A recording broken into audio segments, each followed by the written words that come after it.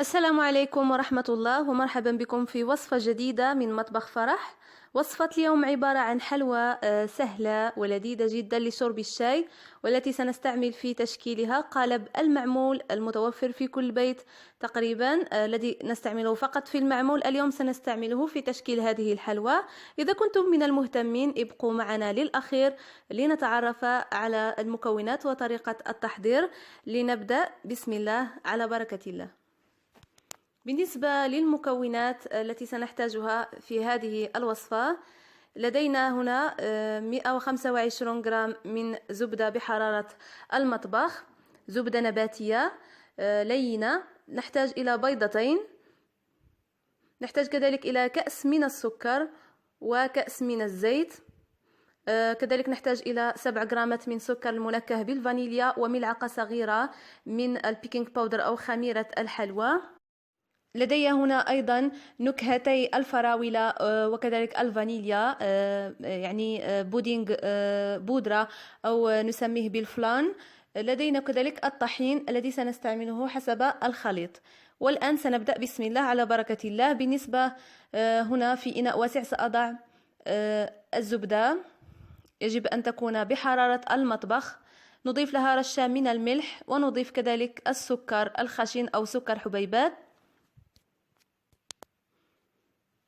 ثم نبدأ الآن بالاشتغال على الزبدة والسكر إلى أن نحصل على كريمة مندمجة مع بعضها.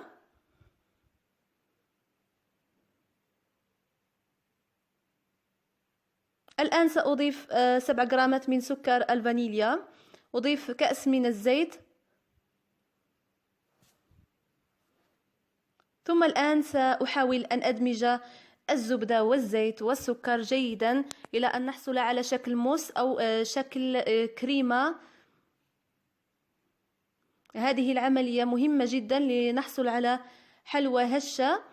يجب أن ندمج هذه العناصر جيدا. ثم الآن سأضيف البيض، سأضيف بيضتين، كذلك سأدمجهما جيدا مع الخليط.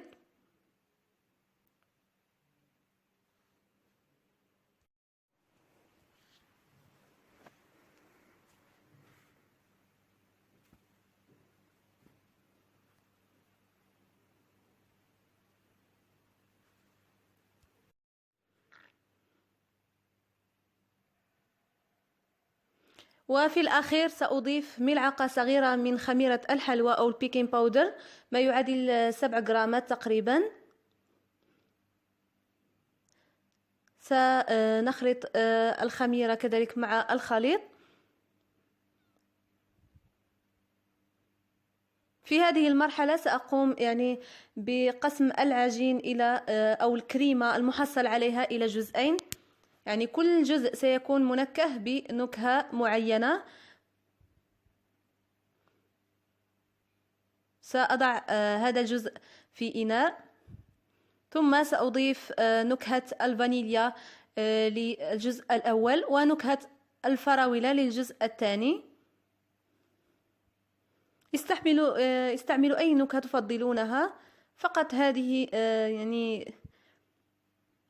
مثال على الطريقة.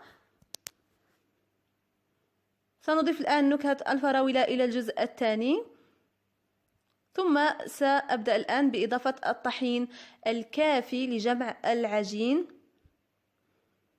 يجب أن تكون العجينة لينة لأنها مع مرور الوقت تصبح تتشرب السائل وتصبح جافة. من الأفضل أن نتركها لينة من الأول.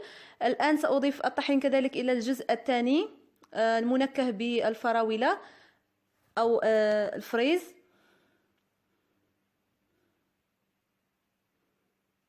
وسأحاول أن أجمع فقط بالأصابع كطريقة السابلي لنحصل على نتيجة جيدة.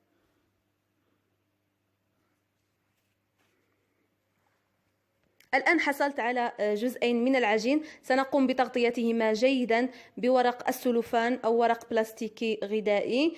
سنستعمل كذلك هذا القالب المعمول بهذا الشكل. يعني نستعمله فقط في المعمول، لما لا نستعمله في تشكيل حلويات أخرى. سنستعمل كذلك ورق السلوفان ليسهل علينا عملية التشكيل، تشكيل الحلوى بكل سهولة. الآن سنأخذ كرة متوسطة الحجم صغيرة بهذا الشكل، ثم سنضعها داخل قالب المعمول بهذه الطريقة. نحاول أن نضغط عليها جيدا لتأخذ شكل جيد.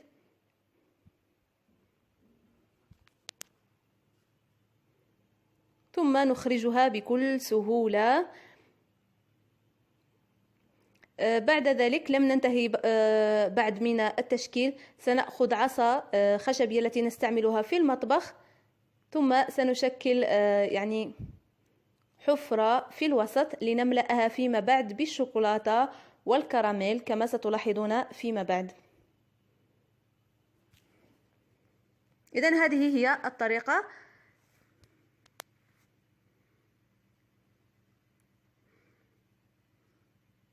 نشكل واحدة أخرى وسترون يعني طريقة سهلة وسريعة.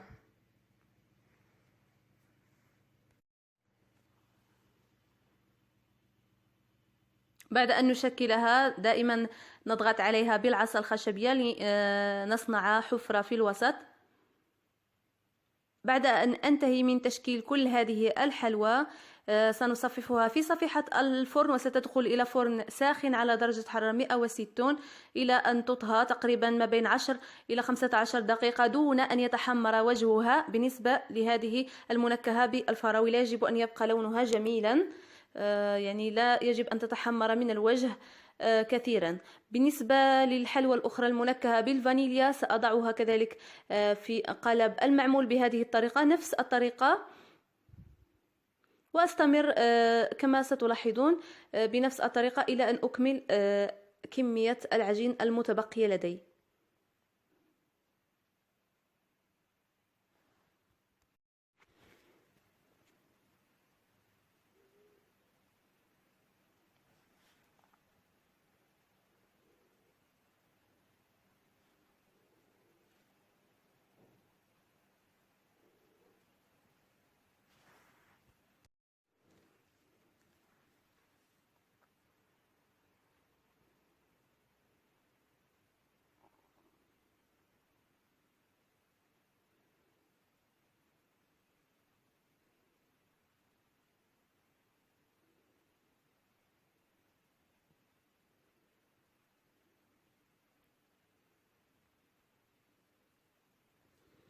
الآن أتممنا تشكيل الحلوى وطهي كذلك طهيها بنفس الطريقة.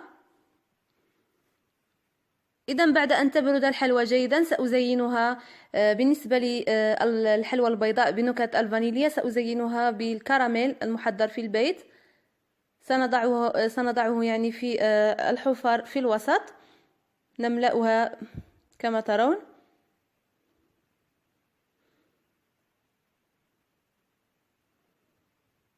جميلة جدا وصغيرة الحجم، تعطي كمية وفيرة من الحلوى وستكون محبوبة لدى الأطفال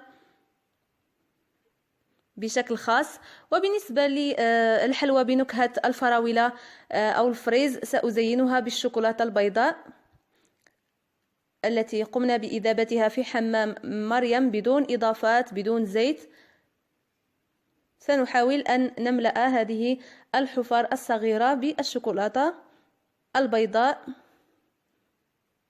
يعني تزيين بسيط وسهل، ولكن يعني تبقى هذه الحلويات يعني صغيرة الحجم وجميلة جدا. يمكن أن تقدم كذلك في الحفلات للأطفال الصغار، سهلة ولذيذة كذلك. بالنسبة لنكهة الفراولة والفانيليا تعطينا يعني لذة رائعة للحلوى. إذن هذه هي النتيجة. شكرا لكم على المتابعة. إذا عجبكم الفيديو لا تنسوا لايك وشير والاشتراك في القناة. دمتم في أمان الله، والسلام عليكم ورحمة الله وبركاته.